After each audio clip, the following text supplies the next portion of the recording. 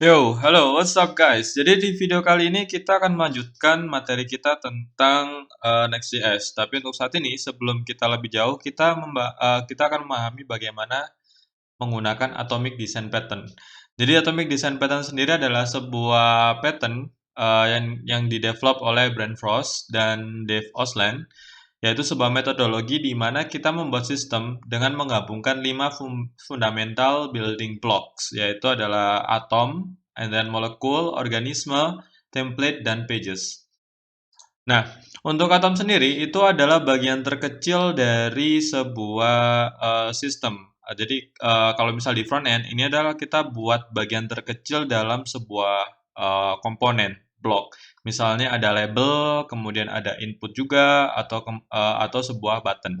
Jadi emang bagian paling kecil. Kalau di HTML kan ada tag, ada paragraf, ada button, ada tab, kemudian ada ini label dan lain-lain kayak gitu. Jadi di atom ini adalah memang bagian paling kecil dari sebuah elemen yang akan kita buat. Nah, sebenarnya aku ada objektif kita adalah membuat desain yang seperti ini. Sebenarnya nggak cuma seperti ini juga sih, ada banyak desain yang ya ke samping seperti ini, dan kita akan mencoba untuk membuatnya. Tapi sebelum lebih jauh, kita akan coba implementasikan gimana cara buat atom. Which is, kalau misalnya kita lihat dari desain ini, maka atom adalah bagian terkecil dalam sebuah komponen, yang di sini kita bisa lihat adalah button. Di sini ada button, di sini ada text. Jadi mungkin kita akan membuat atomic button dan atomic text. Yuk, gimana caranya mengimplementasikan di Next.js? Jadi pertama kalian buka dulu kode editor kalian, kemudian kalian buat satu folder baru namanya component with s. Don't forget about it because nanti akan ada banyak isinya di sini, jadi kita tambahkan s. And then kita buat satu folder namanya atoms. Sorry, salah. Kita buat satu folder namanya atoms. Dan kita buat folder namanya molecules. Kemudian ada organisms. Ya, at least ada 3 folder ini sih untuk atomic design kita. Dan kita coba buat satu file baru di atom, namanya adalah text misal, atau paragraph mungkin. Paragraph.js. Nah, di file paragraph ini dengan cara yang sama kita bisa gunakan export default function paragraph ya. Dan kita return misalnya seperti ini. Kita gunakan P untuk tagnya paragraph dan /p.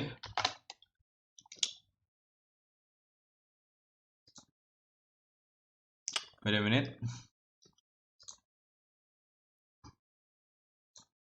Ya, dan selanjutnya tinggal kita isi misal testing. Dan selanjutnya kita coba panggil dulu di file test.js ini.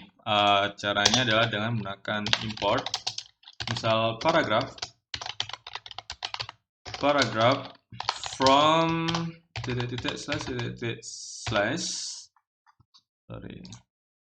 from sini. Jadi kita mundur satu and then components atom dan nama filenya paragraph. Kemudian kita panggil saja paragraph. Save dan kita coba tes di sini apakah sudah berhasil muncul. Testing. Nah, artinya kita sudah berhasil mengimport dari atom tadi. Kita sudah berhasil mengimport dari atom ini. Lalu gimana cara membuat atomic yang dimaksud itu gimana sih atomic yang dimaksud? Jadi kayak gini guys, di Next.js atau di React juga, karena Next.js kan dia basicnya React kan. Kita bisa memparsing sebuah value ke dalam view. Contohnya, aku mau ngeparsing namanya value. atau bolehlah value. Dan kita isi dengan testing misalnya atau child misal. Kemudian di sini kita tinggal panggil value. Dan ini kita rubah value seperti ini.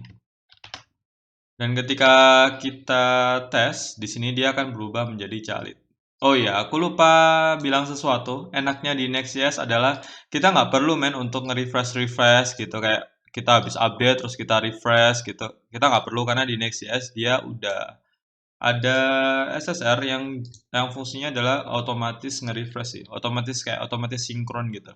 Jadi contohnya di sini aku ganti Lina misalnya, kemudian tak save dan dia secara otomatis akan berubah kayak gitu. Ini adalah value-nya karena di sini kita kan melewatkan value ke dalam sebuah value di sini, variable value kemudian dipanggil.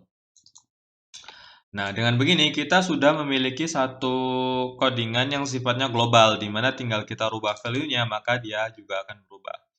And then, maksudnya atomic itu di mana? Ya, seperti ini. Contohnya kita bisa nambahin size untuk mengatur font size-nya. Misal tak isi 12 px. And then di sini kita bisa menambahkan size juga.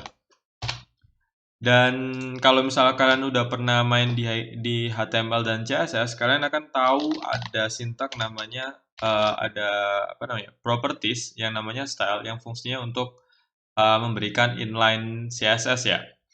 Gitu. Kita tinggal font size, and then kita bisa isi dengan size. Nah, jadinya kalau misal di sini kita isi 12 px, dia akan berubah. Kalau misal kita isi 24 px, contohnya kita save, dan dia juga akan berubah atau font size-nya akan berubah. Dan di sini kita juga bisa tambahin color, misalnya kita isi color, kemudian kita juga bisa isi margin. Isinya margin, kemudian ada apa ya? Size, color, margin, padding mungkin. Oh enggak sih, padding nggak usah. Oh ini custom class. Class name, sorry. Class name.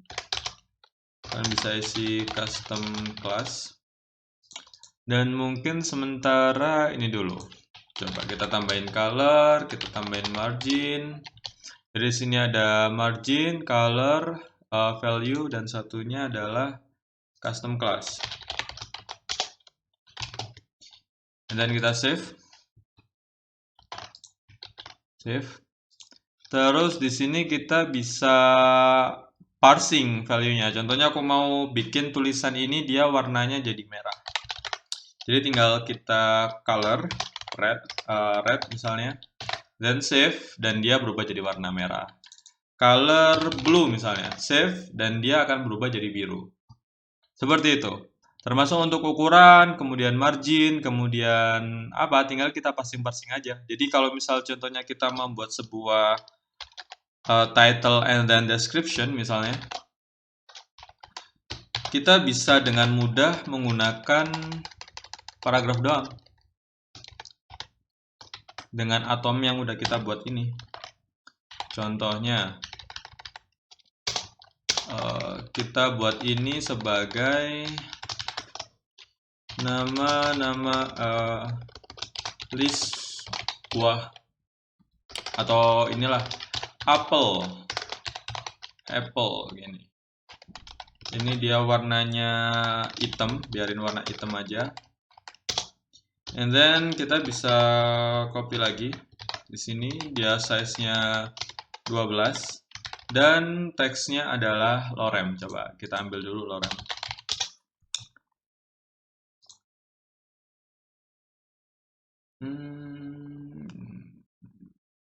Gimana ya? Ini aja lah. Enggak, jangan kayak gini. Kita nyari lorem ipsum aja. Nah, ini dia lorem ipsum, kebanggaan kita bersama. Nah, kita coba copy aja ini. Dan masukkan ke sini.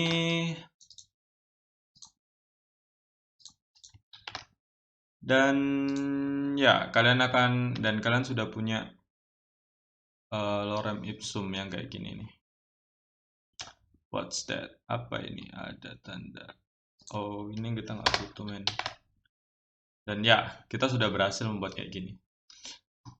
Dan ini enaknya adalah kita hanya menggunakan sintak yang sama, jadi akan standar sih. Jadi dia bakal standar sih.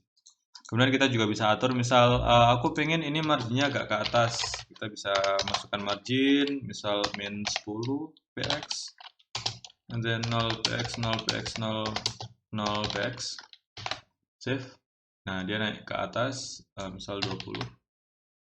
Dan ya, kalian bisa masukin apapun style yang di sini dan bisa kalian parsing juga. Misal aku mau ada wake-nya juga, misal wake, koma, berarti di sini ditambahin font wake. And then di sini adalah wake, koma, save. Dan aku pengen ininya itu agak tebel, wake, misal 700 mungkin. Dan ya, dia akan jadi tebal. Jadi apapun kebutuhannya kalian tinggal gunakan atom-atom ini saja. Ya, kurasa sampai di situ cara membuat atom text. Kan juga bisa mencobanya untuk membuat atomic button dan sebagainya.